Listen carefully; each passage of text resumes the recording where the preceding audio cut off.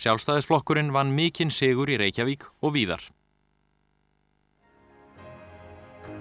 Alþýðuflokkurinn hlaut meirihluta í bæjarstjórn Hafnarfjarðar undir forystu Guðmundar Árna Stefánssonar.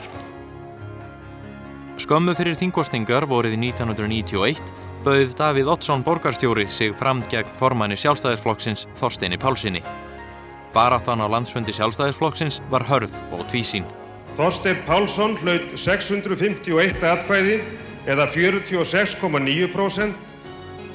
Davíð Oddsson hlaut 733 atkvæði eða 52,8%.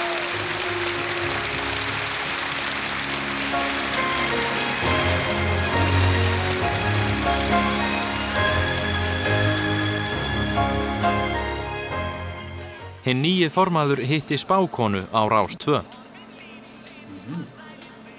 Þú hlýtur að fara í forsætisráðherrastólinn í vor. Þú segir nokkuð.